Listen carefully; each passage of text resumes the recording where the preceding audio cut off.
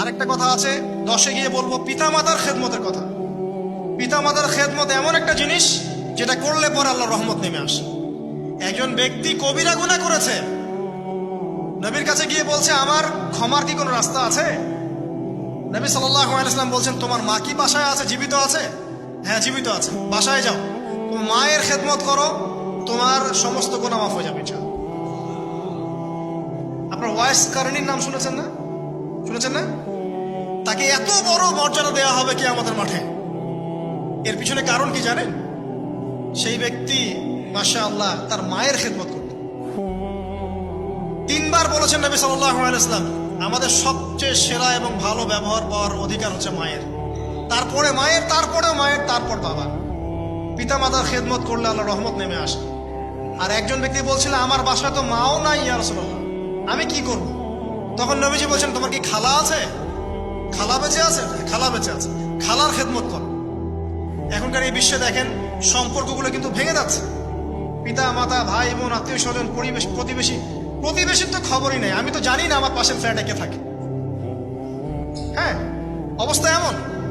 তো সমাজের উপকার করলে, জনকল্যাণমূলক কাজ করলে, পিতামাতার খেদমত করলে, আত্মীয়তার বন্ধন অটুট রাখলে এবং অন্যের সমস্যার সমাধান করার জন্য মানব সেবামূলক কাজ করলে আল্লাহর রহমত নেমে আসে।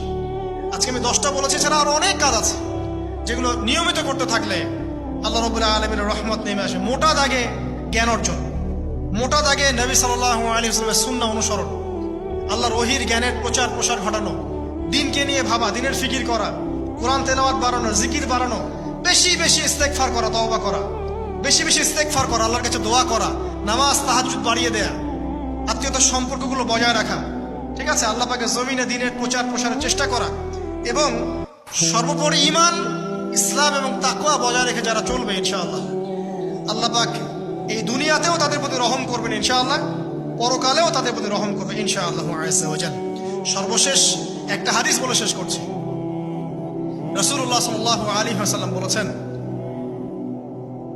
আল্লাহ রাব্বুল আলামিন যখন এই পুরো মহাবিশ্ব সৃষ্টি করেছেন তার রহমতটাকে তিনি 100 ভাগে ভাগ করেছেন। কত ভাগে? 100 ভাগে।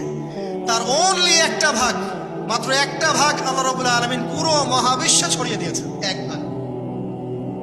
আর আপনাদেরকে আমি অন্য একটা লেকচারে বলেছিলাম সমুদ্রের ধারে যখন আপনি হাঁটবেন বা নদীর তীরে যখন আপনি হাঁটবেন, ওখানে একটা বালুর যে পরিমাণ অবস্থান এই পুরো মহাবিশ্বে কিন্তু পৃথিবীর অবস্থান তার চেয়েও কম। যারা সায়েন্স পড়েছেন তারা জানেন পুরো মহাবিশ্বে পৃথিবীর অস্তিত্ব এর চেয়েও কম, একটা বালুর করার চেয়েও কম। মহাবিশ্ব এত বড়, এই পুরো মহাবিশ্বে আল্লাহ পাক 1 ভাগ রহমত বন্টন করে দিয়েছে সৃষ্টিজীবের মধ্যে। এতে করে আপনি দেখবেন একটা কুকুর পর্যন্ত তার বাচ্চাকে কিন্তু আদর করে, একটা গাভী তার বাচ্চার গা পরিষ্কার করে, তাই না? আর আমরা তো আমাদের বাচ্চাদের জন্য যা করি আপনারা দেখতে পাচ্ছেন।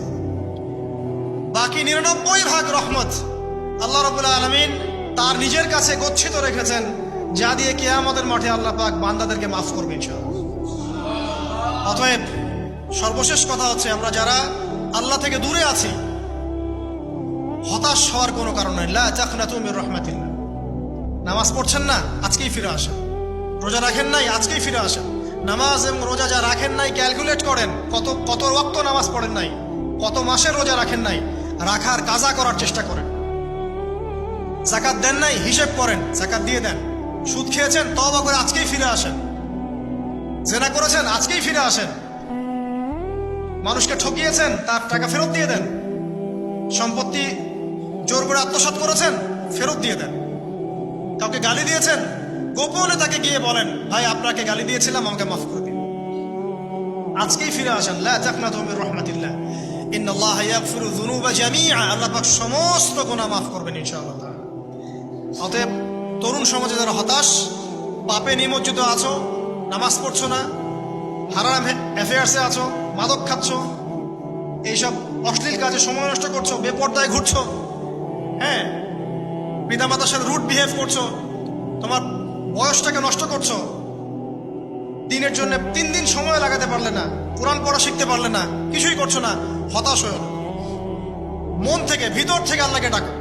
মন থেকে আল্লাহকে ডেকে একটা বার আল্লাহ থেকে ফিরে এসে দেখো, ইনশাআল্লাহ তাআলা দেখবা এখানে যে শান্তি আছে সারা দুনিয়ার কোথাও সে শান্তি পাবে না। এবং এই শান্তি নিয়ে তুমি যদি দুনিয়ার জীবন শেষ করতে পারো, তোমার কবর হবে শান্তিময়, তোমার হাসর হবে শান্তিময়, পুলসিরাত শান্তিময় হবে ইনশাআল্লাহ। হাসতে হাসতে তুমি জান্নাতে চলে যাবে ইনশাআল্লাহ। আমরা আজকের মতো এখানে শেষ করছি এই দোয়া করে, আল্লাহ রাব্বুল আলামিন আমাদের সবাইকে রহম করেন এবং তার রহমত পাওয়ার জন্য যোগ্য হওয়ার তৌফিক আল্লাহ পাক আমাদেরকে দান করেন। এবং যেই কাজগুলো করলে পরে আল্লাহর রহমত থেকে মানুষ বঞ্চিত হয়, এই কাজগুলো দূরে থাকার তৌফিক আল্লাহ রাব্বুল আলামিন আমাদের সবাইকে দান করেন। আমিন। আকুলু কওলি হাযা আস্তাগফিরুল্লাহ লি ওয়া লাকুম ওয়া লিসাইরিল মুসলিমিন। বারাকাল্লাহু লানা ওয়া লাকুম বিল আয়াতিল হাকীম। ইন্নাহু তাআলা জাওয়াদুন কারীমুন বাররাউফুর রহিম। আসসালামু আলাইকুম ওয়া রাহমাতুল্লাহ। সম্মানিত উপস্থিতি, কেমন আছেন আপনারা? আলহামদুলিল্লাহ। আজকে রংপুর শহরের এই রবার্টসনগঞ্জ এলাকায় জুমার খুতবা দিতে আসতে পেরে আমি নিজেও খুব মন থেকেই আল্লাহ পাকে শুকরিয়া আদায় করছি। আলহামদুলিল্লাহ। এই এলাকাগুলোর সাথে আমাদের ছোটবেলার অনেক স্মৃতি জড়িত আছে। আমার বাল্য বন্ধুরাও এখানে অনেকে আছেন হয়তোবা। একটা সময় ছিল যে আমরা এখানে খেলাধুলাও করেছি, আমার বন্ধুদের বাবারা এখানে উপস্থিত আছেন। তো সেখানে আজকে দাঁড়িয়ে দিনের কিছু কথা বলার তৌফিক আল্লাহ পাক দিয়েছেন, আবার আল্লাহ পাকে শুকরিয়া আদায় করছি। আলহামদুলিল্লাহ। তো বিগত প্রায় এক সপ্তাহ থেকে আমি আসলে আমার পারিবারিক কিছু জটিলতার মধ্যেই ছিলাম। আলহামদুলিল্লাহ, আল্লাহ রাব্বুল আলামিন গত সোমবার আমাকে একটি পুত্র সন্তান দিয়েছেন। আলহামদুলিল্লাহ। তো সন্তান, তার মা, পুরো পরিবারের বিষয়গুলোকে নিয়ে আমি খুবই ব্যস্ত ছিলাম। আল্লাহ পাক আমাদের সন্তানদেরকে যেন আগামী প্রজন্মের জন্য কবুল করে নেন। আমিন। এবং তাদের হাতে আল্লাহ পাক ইসলামের পতাকা যেন বুলন্দ করেন, তাদের মধ্য দিয়ে আল্লাহ পাক আল্লাহর জমিনে তার দিন প্রতিষ্ঠা করেন। আমিন। এবং আমরা আমাদের পরিবারবর্গ, আমাদের স্ত্রী সন্তান সহ আমাদের উপস্থিত অনুপস্থিত সকলের সুস্থতার জন্য আল্লাহর কাছে দোয়া করছি। আল্লাহ পাক সবাইকে শেফায়ে কামিলা দান করুন। আমিন। বিগত 7টা দিন আমি একটা বিষয় খুব ফিল করেছি, একটা বিষয় খুব গভীরভাবে ভাবছিলাম। আমাদের এই যে জীবন, আমাদের রিজিক, আমাদের পরিবার, আমাদের সুস্থতা, আমাদের জ্ঞান, আমাদের সমাজ বলেন, রাষ্ট্র, আমাদের অর্থনীতি, এই বিশ্ব, এই সব কিছুই একটা বিষয়কে কেন্দ্র করে টিকে আছে। শুধুমাত্র একটা বিষয়ের সাথে এই পুরো মহাবিশ্ব সম্পর্কিত। আমাদের জীবনের প্রতিটা বিষয় শুধুমাত্র এবং শুধুমাত্র আল্লাহ পাকের রহমতের উপর টিকে আছে।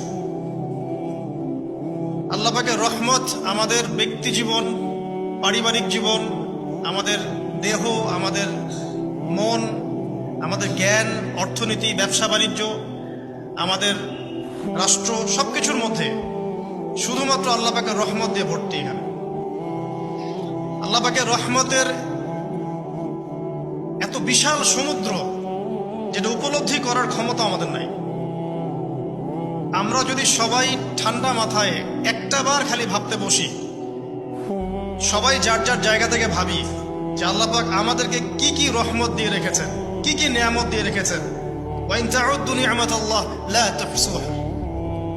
তোমরা যদি আল্লাহ পাকের নিয়ামত গণনা করা শুরু করো, কোশ্চিনকালেও গুণে শেষ করতে পারবে না। আল্লাহ পাক সূরাতুল জুমারের মধ্যে বলেছেন, কুল ইয়া ইবাদিয়াল্লাযীনা আসরাফু আলা আনফুসিহিম।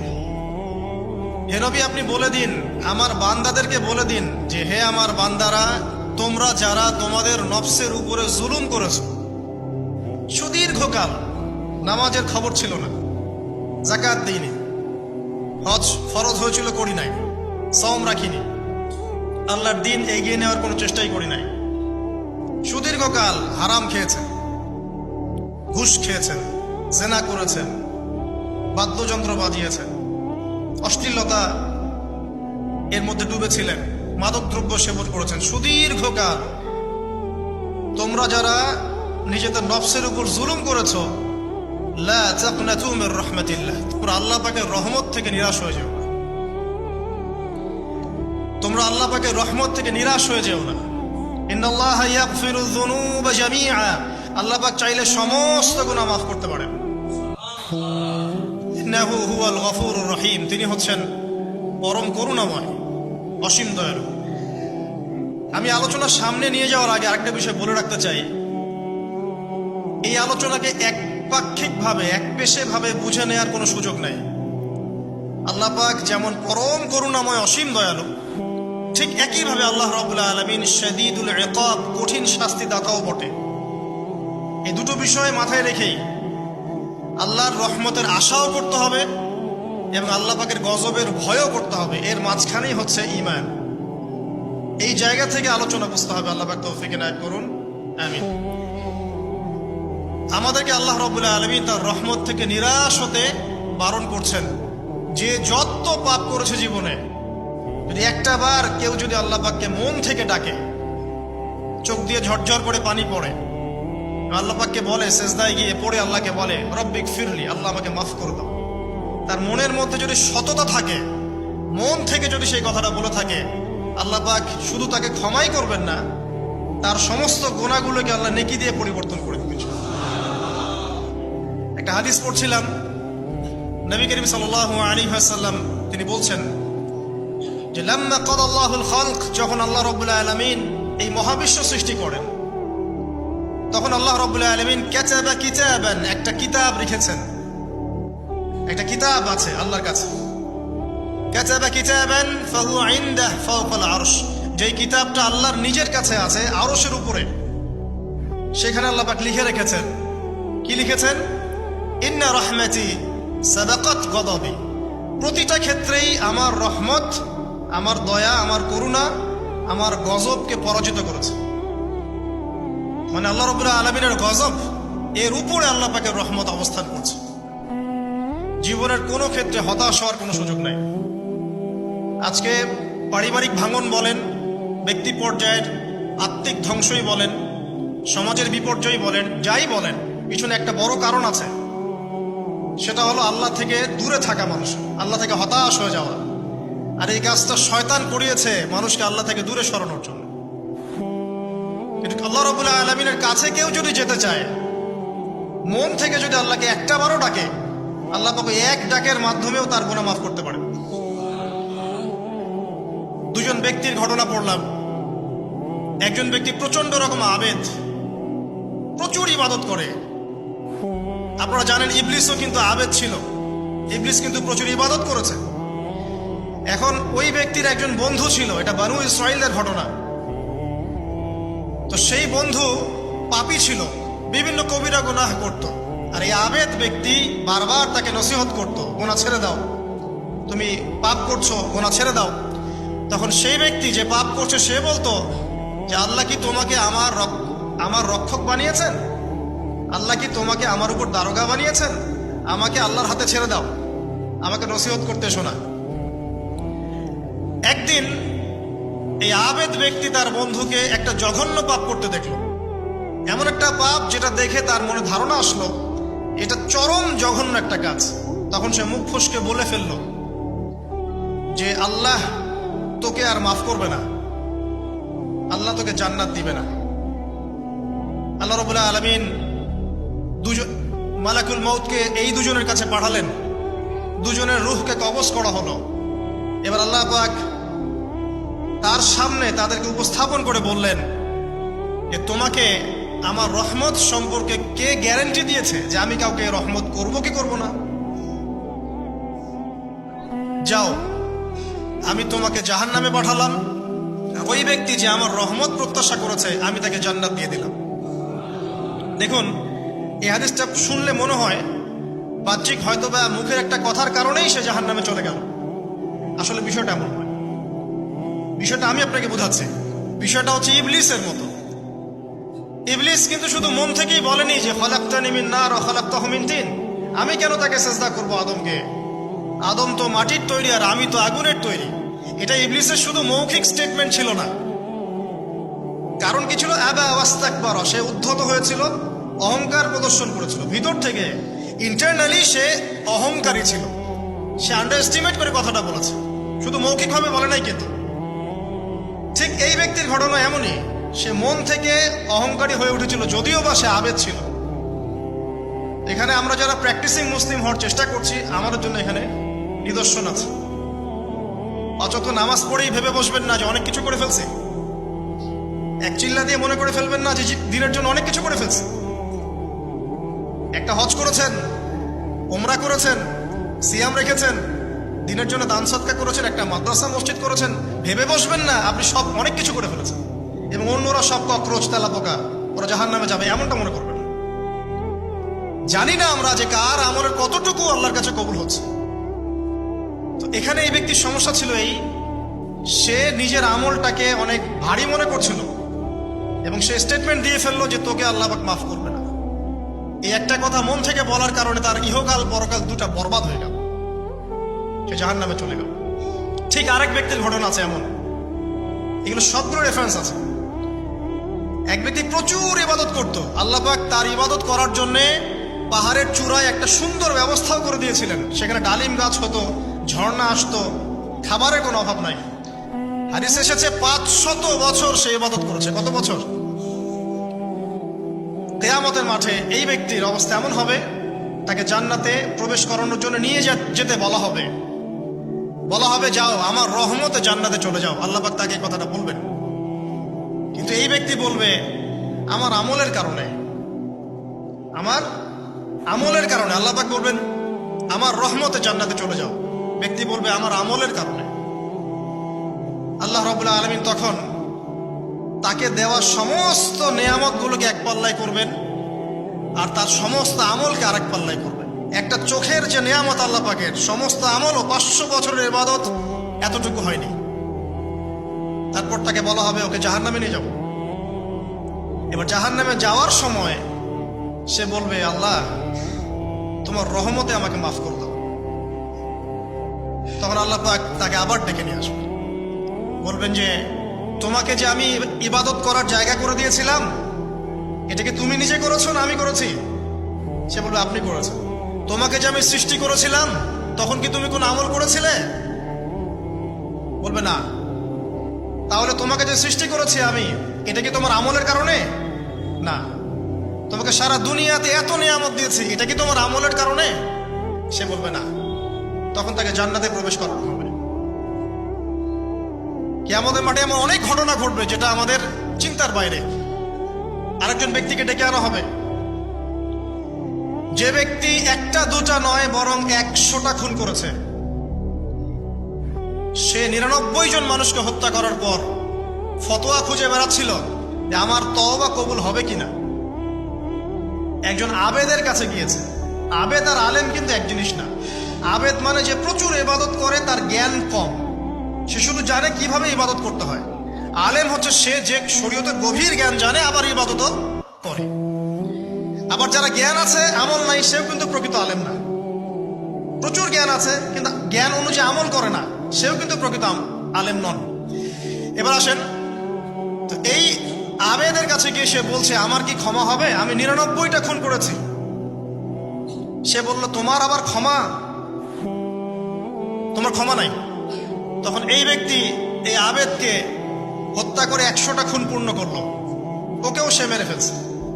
আমার ক্ষমাই হবে না তো তোর বেঁচে থাকার কি দরকার, তুইও মর। এই ব্যক্তির মধ্যে একটা চেতনা তৈরি করলেন যে আমাকে তওবা করতে হবে। সে তখন সার্চ করতে লাগলো আরো কোনো আলেম আছে কিনা। এরপর অনেক দূরে একজন আলেমের সন্ধান পাওয়া গেল। সে সেখানে গেল, তাকে গিয়ে বলল আমার কি ক্ষমা হবে? সে আলেম তাকে বলল হ্যাঁ তোমারও ক্ষমা হতে পারে, যাও তুমি ইস্তেগফার করো এবং এই এলাকা থেকে অন্য এলাকায় চলে যাও। মানে যে এলাকায় তুমি অনেকদিন ছিলে, যেখানে তুমি অনেক পাপ কাজ করেছো, এখানে থাকার দরকার নাই। তওবা করে তুমি অন্য কোথাও চলে যাও, নতুন একটা জীবন শুরু করো। এখানে থাকলে হবে কি, তোমার স্মৃতিগুলো তোমাকে তাড়িয়ে বেড়াবে এবং মানুষ তোমাকে খারাপ নজরে দেখতেই থাকবে, তুমি তখন কষ্ট পাবে। এই জন্য তুমি চলে যাও। তো চলে যেতে যেতে সে রাস্তায় ইন্তেকাল করে। এবার তার রূহ নিবে কে? এই জন্য দুদল ফেরেশতা আসছেন, জান্নাতি এবং জাহান্নামী। তাদের মধ্যে বাক বিতরটা হচ্ছে কে রূহ নিয়ে যাবে। জাহান্নামের ফেরেশতারা বলছেন সে এতগুলো খুন করেছে, তার রূহটা আমরা নিব। আর জান্নাতি ফেরেশতারা বলছেন না, সে তওবা করতে এসেছিল, অতএব সে আল্লাহর অভিমুখী হয়েছে, তার রূহটা আমরা নিব। আল্লাহ পাক এখানে একটা কৌশল করলেন। আল্লাহ পাক ফেরেশতাদেরকে বললেন, তোমরা রাস্তাটাকে পরিমাপ করে দেখো, যেদিকে যাচ্ছিল তার পরিমাপ বেশি নাকি যেখান থেকে এসেছে ওর পরিমাণ বেশি। আল্লাহ পাক জমিনকে আদেশ করলেন, হে জমিন তুমি প্রশস্ত হয়ে যাও। এবার পরিমাপ করে দেখা গেল সে তওবার দিকে আসছিল, এর পরিমাণটা বেশি। একটা কাজের ওসিলা আল্লাহ পাক তাকে মাফ করে দিলেন। মনে রাখবেন, এটা মৌখিক বিষয় ছিল না, সে মন থেকে, ভিতর থেকে কিন্তু সে আল্লাহর প্রতি অনুগত হয়েছে। এই মনের বিষয়টা আল্লাহ ছাড়া কেউ জানে না। আপনি দেখতে পারেন সমাজে অনেকে দাড়ি, টুপি, পাগড়ি, জুব্বা সব লাগিয়ে ঘুরছে, তো বিশ্বাস করেন তাদের মনটা এমনও হতে পারে যে জানোয়ারের চেয়েও কুৎসিত, এমনও হতে পারে। আবার আপনি দেখবেন সমাজে এমন অনেক মানুষ ঘুরছে যারা হয়তো অনেক পাপে লিপ্ত মনে হচ্ছে, কিন্তু মনের মধ্যে সততা আছে। আর যার মনের মধ্যে সততা আছে, আল্লাহ পাক কোনো না কোনো দিন ইনশাআল্লাহ তাকে হেদায়েত দিবে। এটা আমরা আমাদের অভিজ্ঞতা থেকেও দেখেছি। এমন অনেক মানুষকে আমরা দেখেছি যে ড্রাগ অ্যাডিক্টেড ছিল, মিউজিক করেছে, হারাম সম্পর্কের মধ্যে ছিল, নামাজ ঠিক মতো পড়ে নাই, কিন্তু যখনই আল্লাহর কথা আলোচনা হতো দেখতাম সে খুবই শান্তভাবে মন থেকে কথা শুনছে। কথা শুনতে শুনতে শুনতে একদিন মাশাআল্লাহ এখন দেখবেন যে চিল্লা দিয়ে বেড়াচ্ছে বিভিন্ন মসজিদে। আল্লাহ হেদায়েত দিয়েছে, সব ছেড়ে দিয়েছে। এরকম মানুষের অভাব নাই কিন্তু সমাজে। তো এখানে আল্লাহ পাকের রহমত বা দয়ার একটা উজ্জ্বল দৃষ্টান্ত দেখতে পারবেন। ঠিক এরকম আরো একটা ঘটনা আছে বনু ইসরাইলের। এক ব্যক্তি এত পাপ করেছে যে শেষে মৃত্যুর সময় সে সন্তানদেরকে ডাকছে, ডেকে বলছে যে আমি যখন মারা যাব আমার লাশটাকে তোমরা কবর দিও না, যদি আল্লাহ পাক আমাকে ধরতে পারেন তাহলে খবর আছে আমার। কি করতে হবে? সে বলছে যে আমার দেহটাকে তোমরা পুড়িয়ে ফেলবে, এবং পুড়িয়ে ফেলার পরে ছাইগুলোকে একত্রিত করবা, করে অর্ধেক ছাই সমুদ্রে ভাসিয়ে দিবা, অর্ধেক ছাই বাতাসে উড়িয়ে দিবা। সন্তানরা তাই করলো। মৃত্যুর পর আল্লাহ পাক এই সমুদ্র এবং জমিনকে বাতাসকে আদেশ করলেন যে তোমরা ছাই জড়ো করে দাও। আর মানুষ আর জিন আল্লাহর কথা না শুনলেও এই প্রকৃতি আল্লাহ পাকের কথা শোনে। বিজ্ঞান বলে প্রকৃতি থেকে সব হচ্ছে। কি প্রকৃতি? প্রকৃতি কি, কাকে বলে? মানুষকে আল্লাহর ইবাদতকে বাদ দিয়ে প্রকৃতি পূজায় নিয়ে গেছে। এই পুরো প্রকৃতি আর মহাবিশ্ব এক আল্লাহর ইবাদত করে। কে সৃষ্টি করলো প্রকৃতি? প্রাকৃতিক ভাবে হয়েছে সবকিছু বলে, আল্লাহ থেকে হয়েছে বলা যাবে না। বললে আপনি মৌলবাদী হয়ে যাবেন। আল্লাহ শব্দ ইউজ করলে আপনি মৌলবাদী হয়ে যাবেন। ধর্মতাত্ত্বিক শব্দগুলোকে আস্তে আস্তে উঠিয়ে দেওয়া হয়েছে। দেখবেন যুক্তি, বিজ্ঞান, দার্শনিক শব্দগুলোকে আনা হয়েছে। এটাও টেকনিক্যালি করা হয়েছে। কোন সেকুলার মিডিয়াতে আপনি দেখবেন না ইনশাআল্লাহ বলছে। ইনশাআল্লাহ প্রমাণ করবে যে আপনি আস্তিক না নাস্তিক। তো প্রকৃতিকে আল্লাহ পাক আদেশ করলেন, এই সমুদ্র ছাই জড়ো করো, এই বাতাস ছাই জড়ো করো। তারা ছাই জড়ো করে দিল। এই ব্যক্তিকে বলা হচ্ছে তুমি জীবিত করে, আল্লাহ পাক বলছেন তুমি যে এই কাজটা করেছিলে, লিমা ফাআলতা হাদা, তুমি এই কাজটা কেন করেছো? তখন এই ব্যক্তি উত্তর দিচ্ছে, মিন খাশিয়াতিকা ইয়া রাব্বি ওয়া আনতা আ'লাম। হে আল্লাহ, আমি আমার বুঝে যা এসেছে আপনার ভয়েই আমি এই কাজটা করেছি, আর আপনি খুব ভালো করেই জানেন যে আমি আপনার ভয়ে করেছি নাকি অন্য কোনো কারণে করেছি। মানে আপনি আমার মনের কথা জানেন। আল্লাহ পাক তাকে মাফ করে দিলেন। আপনাদেরকে আমি সেই ব্যভিচারী মহিলার কথাও মনে করাই, যে ছিল একজন প্রস্টিটিউট মহিলা, পতিতা, যেটা আমরা বলি সমাজের ভাষায়। যদিও এখন নতুন শব্দ এসেছে সেক্স ওয়ার্কার বা যৌনকর্মী, এবং এগুলোকে আমরা এখন প্রমোট করছি। আমরা এখন অশ্লীলতাকে প্রমোট করছি। এই কথা বলতে আমাদের বুক কাঁপা উচিত নয় যে আমরা এখন অশ্লীলতাকে প্রমোট করছি। আমরা এখন কাপড় খোলার সংস্কৃতির দিকে যাচ্ছি। যে কাপড় খুলে দিয়েছিল ইবলিস। ইবলিস আমাদের বাবা মার কাপড় জান্নাতে খুলে দিয়েছিল, এটা কি জানেন? ফল খাওয়ার পরে এই ফল খেতে কে প্রলুব্ধ করেছে? ইবলিস। গাছের কাছে গিয়ে ফল ভক্ষণ করার পর সর্বপ্রথম আমাদের পিতামাতার গা থেকে কাপড় খুলে পড়ে গেছে। আমাদের পিতামাতাকে মহাবিশ্বে নগ্ন করে দিয়েছে ইবলিস। আর তার অনুসারীরা এই জমিনে আদম সন্তানদেরকে নগ্ন করছে এখন। অতএব এই যে একটা ট্রেন্ড এখন চলছে, দেখবেন হারাম রিলেশনশিপকে মিডিয়ার মধ্য দিয়ে প্রমোট করা হচ্ছে, মনে হয় একটা স্বাভাবিক বিষয়, কোনো বিষয় না এটা, যে কেউ জেনাই করতে পারে, জেনা পর্ন খুব নর্মাল। হালাল ভাবে যদি আপনি বিয়ে শাদী করতে যান তখন সমস্যা হচ্ছে, হালাল ভাবে যদি আপনি বিয়ে করতে যান তখন সমস্যা হচ্ছে। হারাম ভাবে আপনি যা ইচ্ছা তাই করতে পারেন, সমাজে কেউ কিছু বলছে না, এখন বলছে এগুলো স্বাধীনতা। সুবহানাল্লাহ, কোন স্বাধীনতা? স্বাধীনতা বলে কোনো শব্দ নাই মহাবিশ্বে। এই পুরো বিশ্বের সমস্ত মানুষ আল্লাহর অধীনে পরাধীন। এই বিশ্বে যত মানুষ বসবাস করছে এখন, এরা কেউই স্বাধীন নয়, না কেউ স্বাধীন ছিল, না আছে, না থাকবে। সবাই আল্লাহ পাকের দাসত্বের অধীনে পরাধীন। স্বাধীন সেই এই পৃথিবীতে যে ব্যক্তি শয়তানের তাবেদারি করে, ও নফসের তাবেদারি করে, ও তো স্বাধীন, যা ইচ্ছা তাই করতে পারে। এই যে অশ্লীলতার প্রমোটিংটা চলছে, এটাকে পারিবারিকভাবে বন্ধ করতে হবে। আল্লাহ পাক আমাদেরকে বোঝার তৌফিক দান করুন।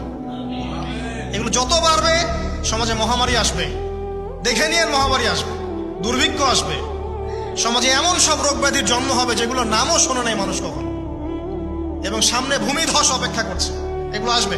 যাই হোক, ওই মহিলা, যে ব্যক্তি একজন যৌনকর্মী ছিল, বা যেটা আমরা বলি ব্যভিচারিণী মহিলা ছিল, একটা কুকুরকে দেখেছে সে পানি পান করার জন্য তৃষ্ণার্ত, সে এটাতে মায়া করে, দয়া করে তার মোজাটাকে নামিয়ে এই কূপ থেকে পানি উঠিয়ে কুকুরকে পান করিয়েছে। এই একটা কাজের বদৌলতে আল্লাহ রাব্বুল আলামিন এই ব্যভিচারী মহিলাকে মাফ করে জান্নাত দিয়ে দিয়েছে। হাদিসে এটাও এসেছে, নবী সাল্লাল্লাহু আলাইহি ওয়াসাল্লাম বলেছেন, ইরহামু মান ফিল আরদ, তোমরা সবাই জমিনবাসীর প্রতি রহম করো।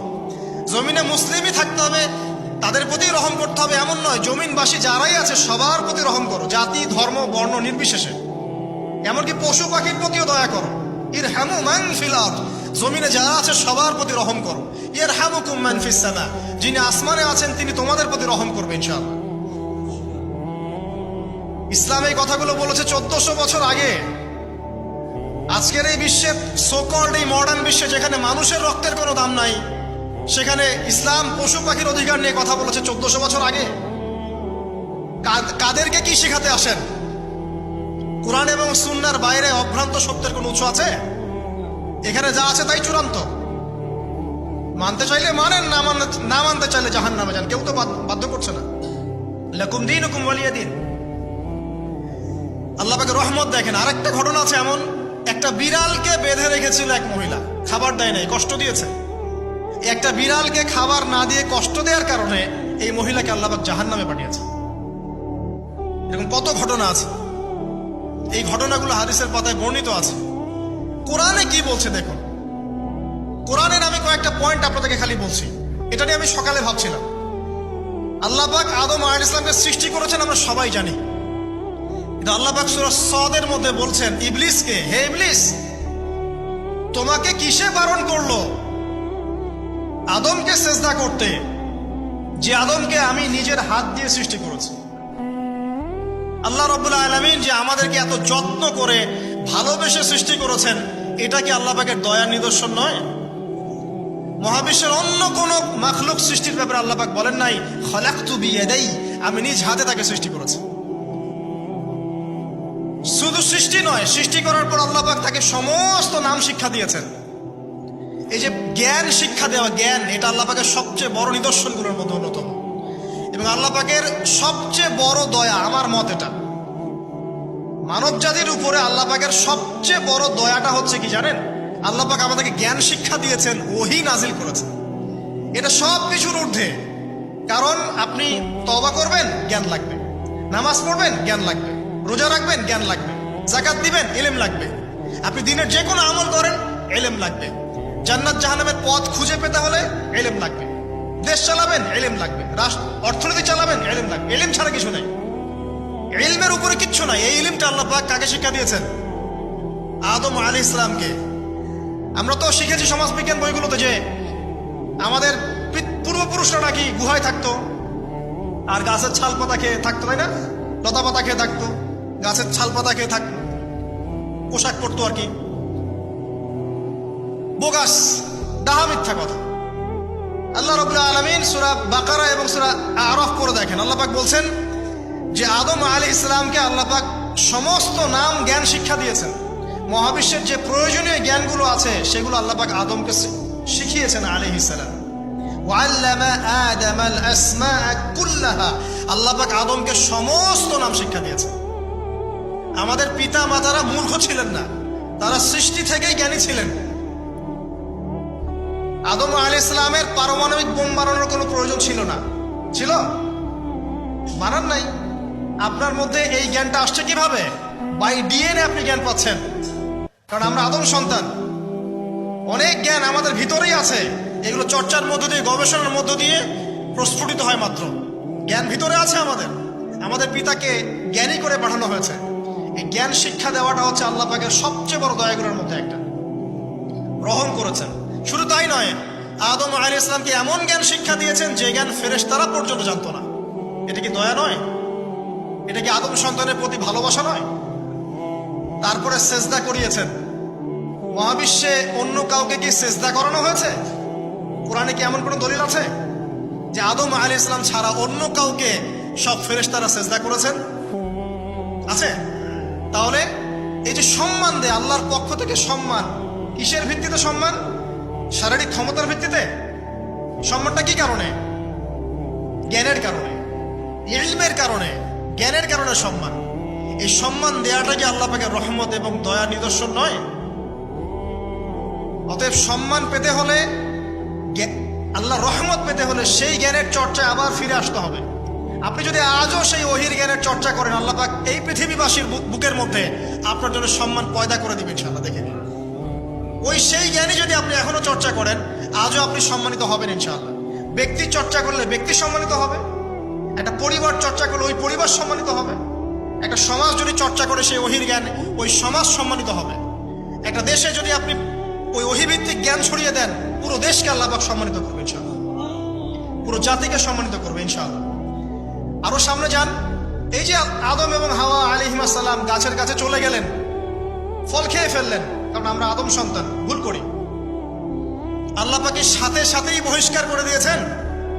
না, আল্লাহ পাক তওবা করার জন্য কালিমা শিখিয়ে দিয়েছেন। সুবহানাল্লাহ, তাদের কালিমা জানা ছিল না। আল্লাহ পাক বলছেন ফাতালাক্কা আদম মির রাব্বিহি কালিমাত, আল্লাহ পাকের কাছ থেকে আদম আলাইহিস সালাম কিছু বাক্য শিখে নিলেন, যেই বাক্য দিয়ে ফাতাবা আলাইহি, সে আল্লাহর কাছে তওবা করল। কোন সেই বাক্য? সূরা আরাফে আছে, রব্বানা যালামনা আনফুসানা ওয়া ইল্লাম তাগফির লানা ওয়া তারহামনা লানাকুনান্না মিনাল খাসিরিন। এই দোয়া কে শিখিয়ে দিয়েছে? আল্লাহ। এই তওবার বাক্য যে শিখিয়ে দেয়, এটা কি দয়ার পরিচয় নয়? আমরা আল্লাহর কাছে ফিরে যাব, তওবা করব, ইস্তেগফার করব, এই জ্ঞানটা শিখিয়ে দেয়া কি আল্লাহ পাকের দয়ার পরিচয় নয়? তাহলে আমরা কিভাবে ক্ষমা চাইতাম? কিভাবে ক্ষমা চাইলে আল্লাহ পাক সমস্ত গুনাহ মাফ করবেন, এই পদ্ধতিগুলো বলে দেয়া কি আল্লাহ পাকের দয়ার পরিচয় নয়? তারপর সামনে যান, পৃথিবীতে নামিয়ে দিয়ে আল্লাহ পাক ক্ষান্ত হয়ে যাননি। আল্লাহ রাব্বুল আলামিন আসমান থেকে হেদায়েতের গ্রন্থ পাঠিয়েছেন, বলেছেন এই গ্রন্থের মধ্যে যা আছে মেনে চললে তোমরা আবার জান্নাতে ফিরে আসবে ইনশাআল্লাহ। আল্লাহ পাক আদম এবং হাওয়া আলাইহিস সালাম এবং আদম সন্তান সবাইকেই সৃষ্টি করেছেন, উদ্দেশ্য হচ্ছে আল্লাহ পাক আমাদেরকে জান্নাত দিতে চান। আল্লাহ পাক চান যে আমরা যেন জান্নাতে যাই।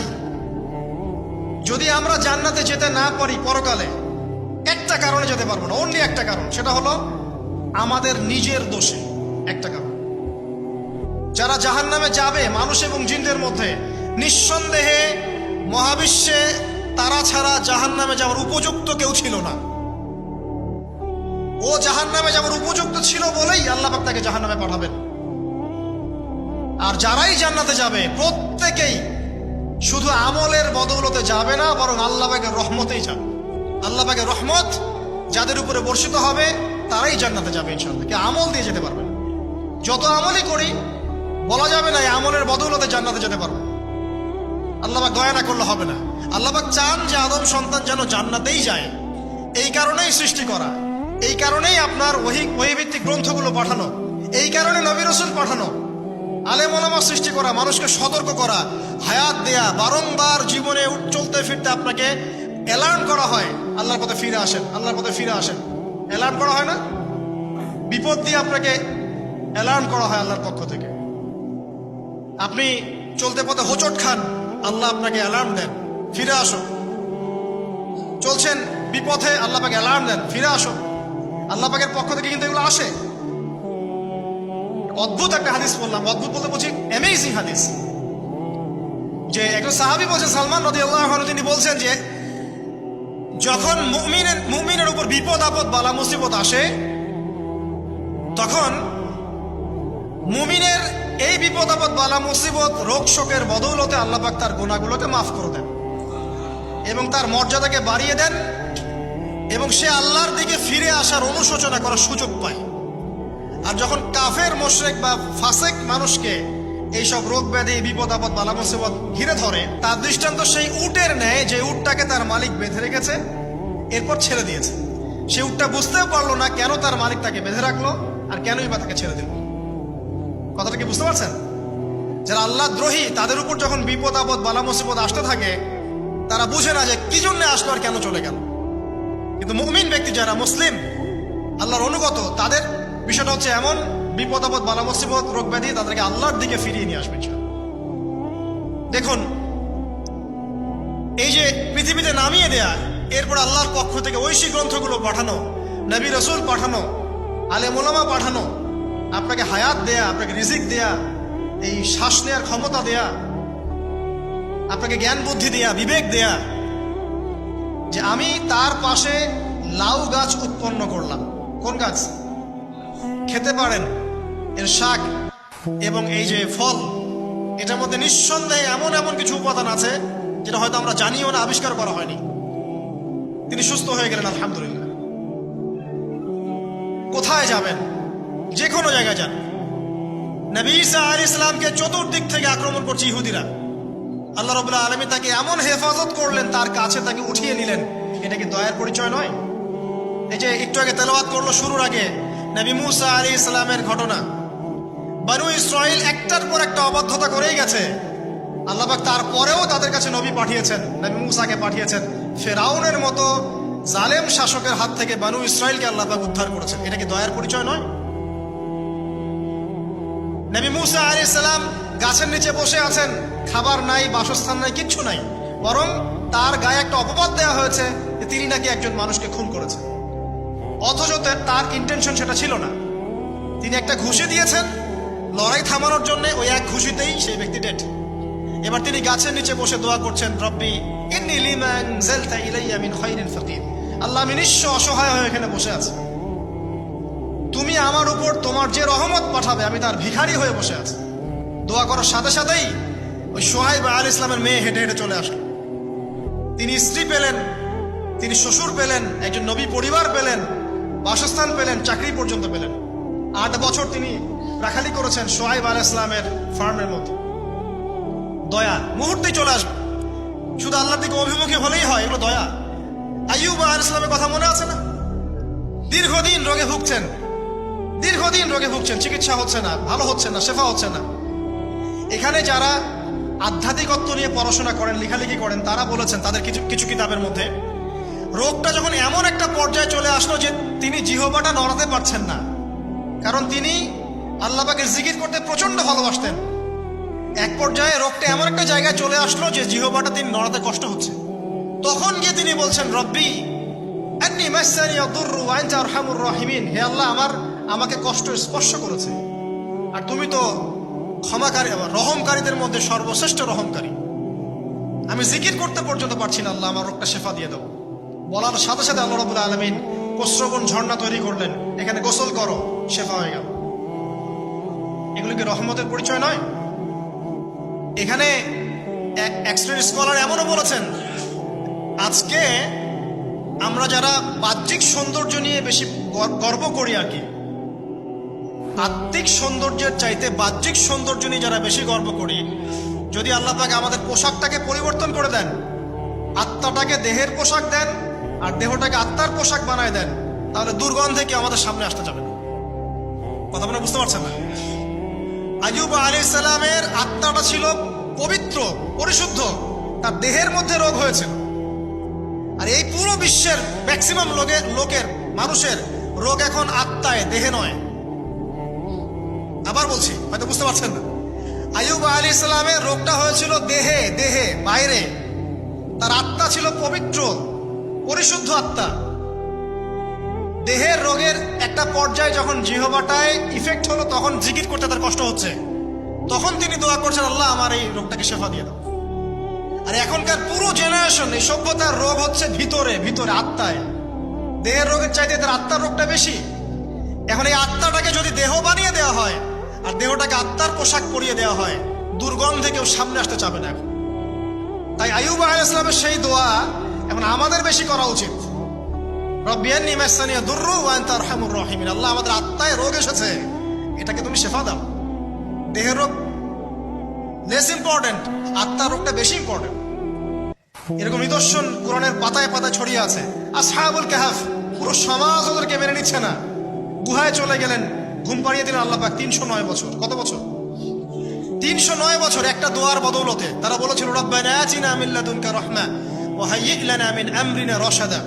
আল্লাহ পাক শুধু ঘুম পাড়িয়ে রাখলেন না, তাদের মধ্য দিয়ে আল্লাহ পাক পুরো একটা সভ্যতাকে হেদায়েত করে দিলেন। আলহামদুলিল্লাহ। যে সভ্যতা বিশ্বাস করতো না যে পরকাল বলে কিছু আছে, দাকিয়ানুস বাদশার সেই জুলুম থেকে আল্লাহ পাক এই 10 জন বা 9 জন যুবককে বাঁচালেন। ওদেরকে কিয়ামত পর্যন্ত কোরআনের পাতায় স্থান দিলেন, নিদর্শন বানালেন, এবং তাদের মধ্য দিয়ে একটা পুরো সভ্যতাকে হেদায়েত দিলেন। যেখানে যাবেন এই নিদর্শন। আর কার কথা বলবো? যুলকারনাইন, মনে আছে? কোন সূরা আছে যুলকারনাইনের কথা? সূরা কাহফ। আল্লাহ পাক তাকে এমন রহমত করেছিলেন যে মাশরিক মাগরিব, মানে পূর্ব পশ্চিম পর্যন্ত তাকে রাজত্ব দিয়ে দিয়েছে।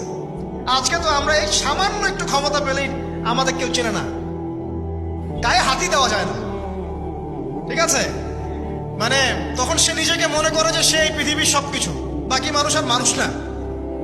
ক্ষণস্থায়ী সামান্য একটু ক্ষমতা দিয়ে দেখবেন আমাদের অবস্থা খারাপ।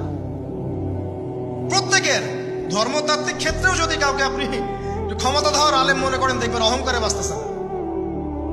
কারো একটু পপুলারিটি হয়ে গেছে, দেখবেন অহংকারে বাঁচতেছে। আইওয়াস শোডাউনের জামানা তো এটা, যে যত পারে মানুষকে দেখাতে পারলে বাঁচে। কাজ হবে 5%, 95% হচ্ছে আইওয়াস। যে কোনো জায়গায়, ধর্মতাত্ত্বিক জায়গা বলেন, social, economical, political, world affairs, কাউকে যদি আল্লাহ পাক যাররা পরিমাণ একটু ক্ষমতা দিয়ে দিয়েছেন, ব্যাস তাকে আর চেনা যায় না। যুলকারনাইনকে আল্লাহ পাক আলাইহিস সালাম মাশরিক মাগরিবের ক্ষমতা দিয়েছিলেন। এত দাপট ছিল তার, যেদিকে সেনাবাহিনী নিয়ে যেতেন সেদিকে বিজয় করতে পারতেন। পড়ে দেখেন। আর এই ব্যক্তি কিন্তু আলেকজান্ডার দ্য গ্রেট নয়। পশ্চিমারা এখানে আবার একটা ষড়যন্ত্র করেছে। তারা বলে এই ব্যক্তি ছিল আলেকজান্ডার দ্য গ্রেট। এটা ভুয়া কথা। তিনি একজন আল্লাহ পাকের বড় ওলি ছিলেন অথবা নবী ছিলেন। কি ছিলেন আল্লাহ পাক এটা কোরআনে বলেননি, স্পষ্ট করেন নাই। তা আমরা ধরে নিচ্ছি আল্লাহ পাকের তিনি একজন শুকরগুজার বান্দা ছিলেন। তাকে একটা কওম বলছে যারা পাহাড়ের মাঝখানে থাকতো, ইয়া যুলকারনাইন, হে যুলকারনাইন, ইন্না ইয়াজুজ ওয়া মাজুজ মুফসিদুনা ফিল আরদ। ইয়াজুজ আর মাজুজের সভ্যতা জমিনে ফাসাদ সৃষ্টি করছে। ফাহাল নাজআলু লাকা খারাজান আলা আন তাজআলা বাইনানা ওয়া বাইনাহুম সাদ্দা।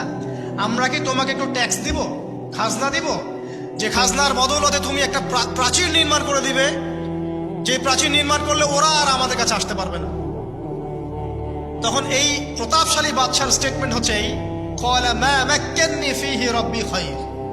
আল্লাহ আমাকে যা দিয়েছেন তার পক্ষ থেকে এটা যথেষ্ট, তোমাদের এসব ট্যাক্সের দরকার নেই আমার। যে আল্লাহ পাকের রহমত দেখেন। ঠিক খিজির আলাইহিস সালামকেও দেখবেন, ওই 3টা ঘটনা মনে আছে না? নৌকা ফুটা করা, বাচ্চাকে হত্যা করা, আর হচ্ছে কি ওই যে কি দেয়াল নির্মাণ করা। সূরা কাহফ আজকে বাসায় গিয়ে পড়েন।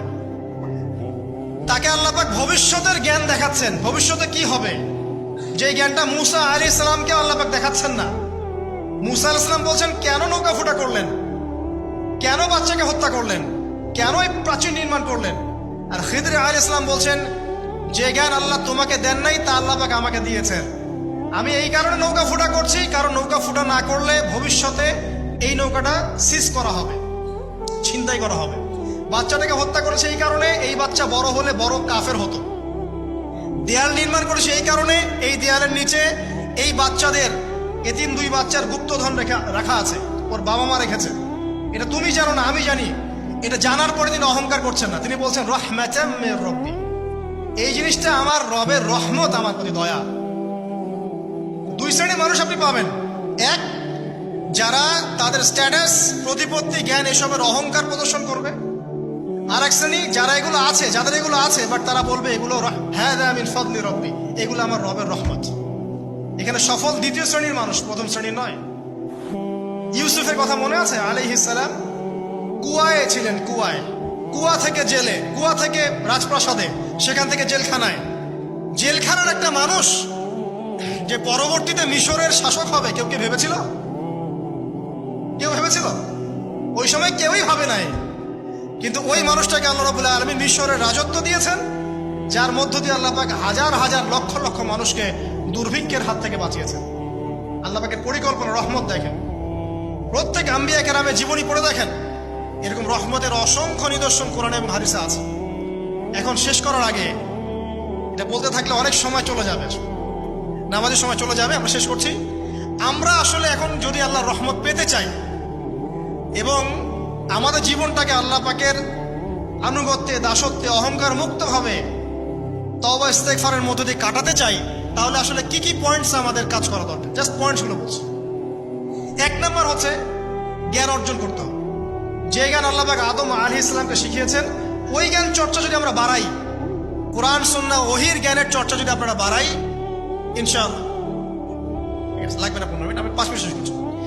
ওহীর জ্ঞানের চর্চা যদি আমরা বাড়িয়ে দেই, দেখবেন ইনশাআল্লাহ আল্লাহ পাক আপনার সম্মান, আপনার রিজিক, আপনার প্রতি করুণা, দয়া, মায়া, মহব্বত সব বাড়িয়ে দেবেন ইনশাআল্লাহ। এটা প্রথম পয়েন্ট। প্রিয় ভাইয়েরা, যারা আজকে লেকচার শুনছেন, যারা পরবর্তীতে অনলাইনে শুনবেন, ওহীর জ্ঞানের চর্চা। আমি বলছি না আপনি ডাক্তার হবেন না, ইঞ্জিনিয়ার হবেন না, জেনারেল লাইনে পড়বেন না, এই কথা আমি বলতে যাবো না কখনো। কারণ আমি জানি, আর কেউ বলুক না বলুক, অ্যাটলিস্ট আমি জানি এই ওয়ার্ল্ডকে ডিল করতে হলে বর্তমান এইসব আধুনিক জ্ঞানের কোনো বিকল্প নাই। কিন্তু এই জ্ঞানটার সাথে কোরআন সুন্নাহর জ্ঞান থাকতেই হবে। যখন এই দুইটা জ্ঞান একত্রিত হবে, ইনশাল্লাহ এই জাতিকে ঠেকানোর কেউ থাকবে না ইনশাল্লাহ। এই সহজ সরল কথাটা আমরা বোঝাতে ব্যর্থ হচ্ছি, অথবা কিছু মানুষ ইন্টেনশনালি এটাকে ঘুরিয়ে ফিরে উল্টা ব্যাখ্যা করছে। আর হ্যাঁ, এটা স্বীকার করছি, কিছু মানুষ আছে, কিছু ব্যাকডেটেড থিঙ্কিংস আছে আমাদের মধ্যে, যে আমরা আধুনিক শিক্ষাটাকে অনেক সময় গুরুত্ব দিচ্ছি না। এটা ঠিক নয়, এটা আমার মত। পরিবেশ বজায় রেখে, ইসলামী পরিবেশ বজায় রেখে আধুনিক শিক্ষায় শিক্ষিত হতে কোনো সমস্যা আছে? আর আধুনিকের শিক্ষাগুলো অন ইসলামিক শিক্ষা নয়। আপনি যে কোনো এডুকেশনের বেসে যান, ম্যাথামেটিক্সে যাবেন, অ্যালজেব্রায় যাবেন, আপনি কেমিস্ট্রিতে যাবেন, ফিজিক্সে যাবেন, বায়োকেমিস্ট্রি যাবেন, জ্যোতির্বিজ্ঞানে যাবেন, মেডিকেল সায়েন্স, প্রত্যেকটাতে দেখেন মুসলিমদেরকে খুঁজে পাবেন আপনি। প্রত্যেকটা গোড়াপত্তন গিয়ে আপনি দেখবেন মুসলিমদের হাতেই হয়েছে। আব্বাসীয় খেলাফত যখন ছিল, তখন এই বাগদাদ ছিল জ্ঞানের রাজধানী। ওইরকম লাইব্রেরি কি বিশ্বে আর কখনো হয়েছে? এখন আমরা মনে করছি জ্ঞানের লাইব্রেরি মনে হয়, জ্ঞানের রাজধানী মনে হয় ব্রিটেন, হার্ভার্ড, কেমব্রিজ, অক্সফোর্ড। এটা কবে এসেছে ইতিহাসে? ইতিহাস কি 100 বছরের? হাজার হাজার বছর চলে গেছে। হিস্ট্রি পড়েন। এখানে আমার কথা হচ্ছে একদম ক্লিয়ার, নিট অ্যান্ড ক্লিয়ার, যে আমাদেরকে উভয় দিকের জ্ঞানই অর্জন করতে হবে, বোধ কোরআন সুন্নাহ এবং আধুনিক জ্ঞান। এই দুটো জ্ঞান যখন আপনি একত্রিত করবেন, ইনশাআল্লাহ দেখবেন আল্লাহ চাইতো কোরআন এবং সুন্নাহকে হাতে নিয়ে এই বিশ্বের চ্যালেঞ্জগুলোকে ফেস করা যাবে ইনশাআল্লাহ। আল্লাহ পাক তৌফিক দান করুন, আমিন। প্রথম যেটা বিষয়, আল্লাহ পাকের রহমত পেতে হলে আল্লাহর ওহীভিত্তিক জ্ঞানের চর্চা বাড়াতে হবে। এই জ্ঞানের চর্চা বাড়ালে ব্যক্তি, পরিবার, সমাজ, রাষ্ট্র সবাইকে আল্লাহ পাক সম্মানিত করবে ইনশাআল্লাহ। আল্লাহ পাক রহম করবেন, ক্ষমা করবেন, ইনশাআল্লাহ দুনিয়াতেও সফল করবেন, পরকালেও জান্নাত দিবে ইনশাআল্লাহ তাআলা। আর আমরা তো দেখলাম আল্লাহ পাকে জান্নাত দেওয়ার জন্য একটা ঘটনা যথেষ্ট। একটা কুকুরকে পানি পান করিয়েছে, একবার খালি বলেছে আল্লাহ তোমার ভয়েই কাজ করেছি, বাস। আবার জাহান্নামে যাওয়ার জন্য একটা ঘটনা এনাফ, খালি বলেছে যে আল্লাহ তোকে মাফ করবে না, বাস জাহান্নাম। আল্লাহ পাক জানেন এন্ড অফ দ্য ডে কে জান্নাতে যাবে আর কে জাহান্নামে যাবে। অহংকারের কোনো সুযোগই নাই। এক মিনিট একটা কথা বলতে চাই, যে এখন অনেক মুসলিমদের মধ্যে একটা ট্রেন্ড চলে আসছে, একটু ইসলাম প্র্যাকটিস করলেই অন্যকে আন্ডার এস্টিমেট করা শুরু করে না? এখন তো অনলাইনের যুগ, আর এখন তো কাজ করতে কোনো শ্রম লাগে না, খালি ঘরে বসে শুয়ে 2 লাইন লিখলেই কাজ শেষ। ঘরে বসে শুয়ে ফেসবুকে 2 লাইন লিখলেই কাজ শেষ। কনস্ট্রাকটিভ কাজের তো কোনো খোঁজ খবরই নাই। এগুলো সহজ, এই কারণে দেখা যায় বর্তমান যুগে সমালোচনা, গীবত, আন্ডারএস্টিমেট করা, এগুলোর সংস্কৃতি বেড়ে গেছে। এগুলোর মধ্য দিয়ে আমরা দিন পালন করার পরেও ক্ষতির মধ্যে আছি। এমন হতে পারে যে ব্যক্তি বা যে দল বা যে রাজনৈতিক দল বা যে ধর্মীয় দল যার বিরুদ্ধে আমি নিজের কলমগুলো ঘোরাচ্ছি, হতে পারে তার মধ্যে এমন মানুষ আছে যে আমার আগে জান্নাতে চলে যাবে, হতেই পারে। আর আমি যে নিজেকে এত বড় করে ফখর করছি, কে জানে এন্ড অফ দ্য ডে আমি জান্নাতে যাবো কি যাবো না, কোনো গ্যারান্টি আছে? কোনো গ্যারান্টি নাই। সো এখন আমরা যারা ইসলাম প্র্যাকটিস করছি আমাদের সতর্ক হওয়া উচিত। নিজের পরকালের ফিকিরটা করি, আল্লাহ পাক বোঝার তৌফিক দান করুন, আমিন।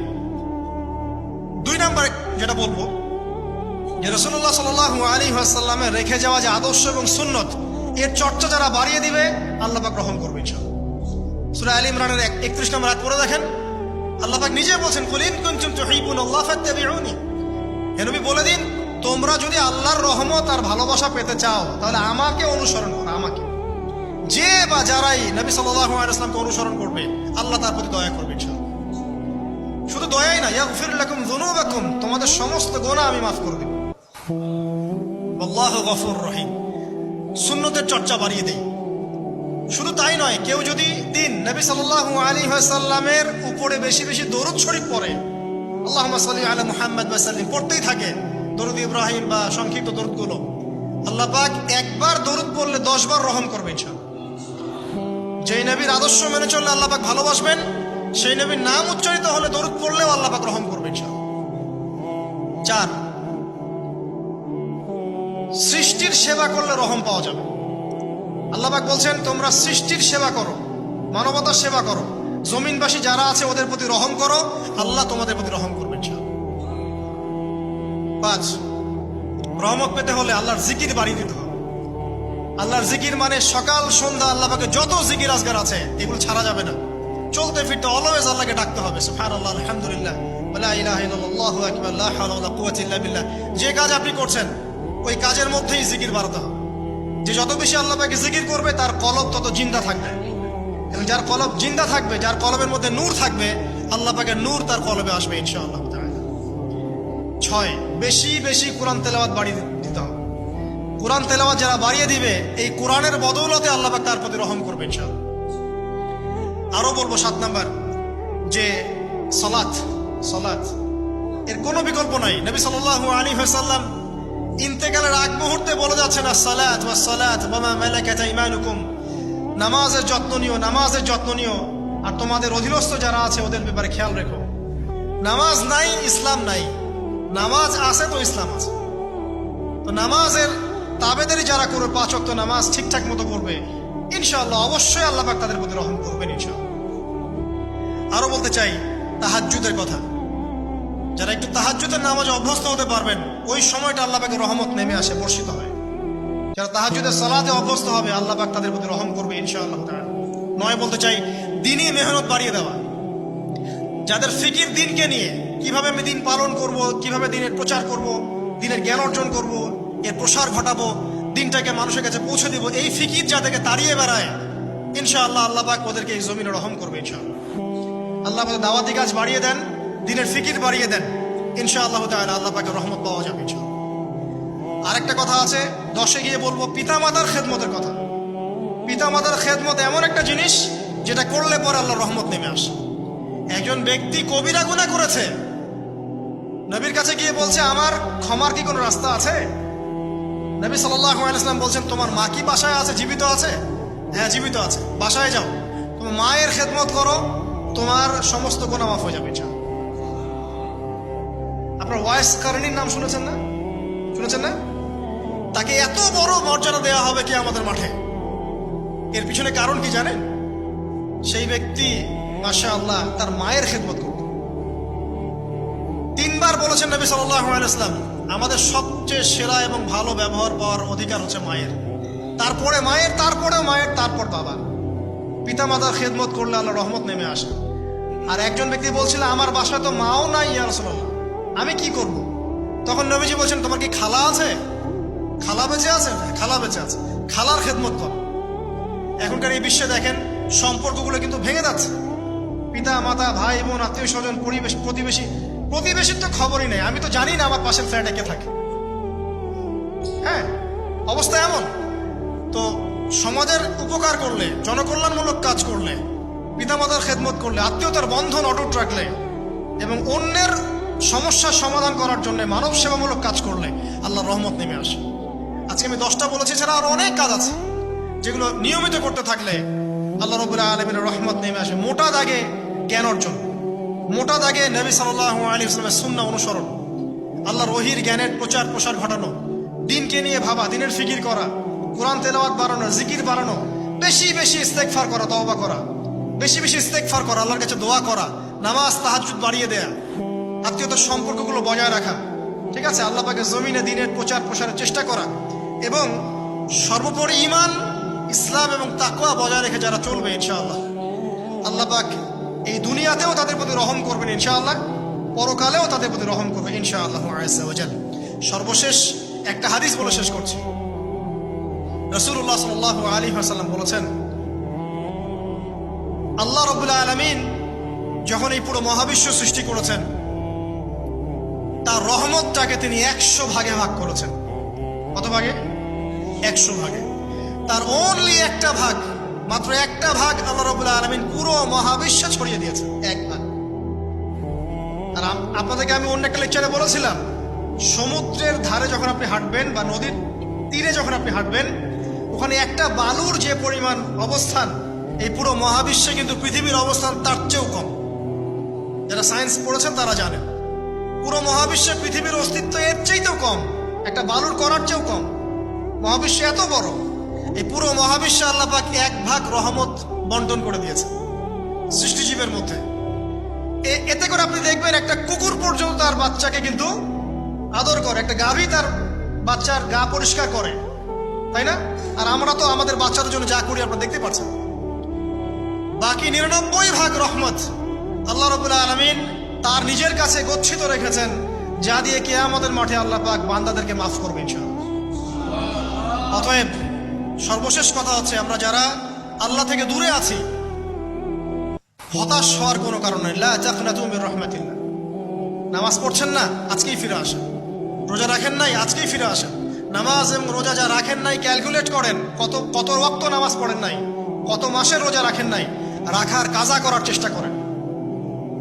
যাকাত দেন নাই, হিসেব করেন, যাকাত দিয়ে দেন।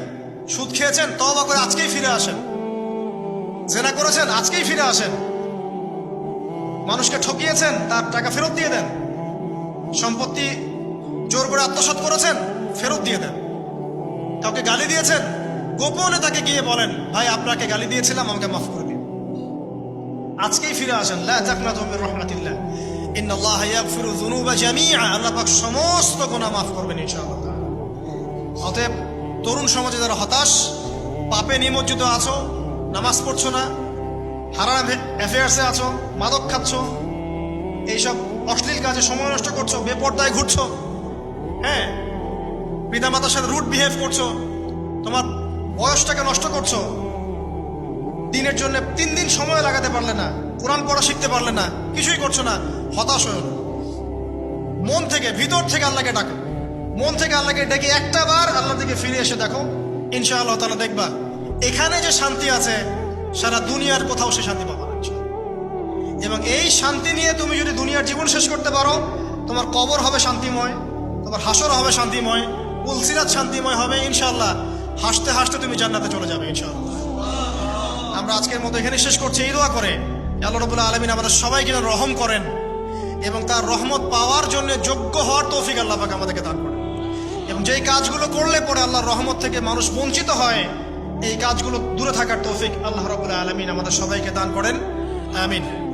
أقول قولي هذا أستغفر الله لي ولكم ولسائر المسلمين. بارك الله لنا ولكم بالآية الحكيم. إنه تعالى جواد كريم بر رؤوف رحيم. السلام عليكم ورحمة الله. সম্মানিত উপস্থিতি কেমন আছেন আপনারা? আলহামদুলিল্লাহ। আজকে রংপুর শহরের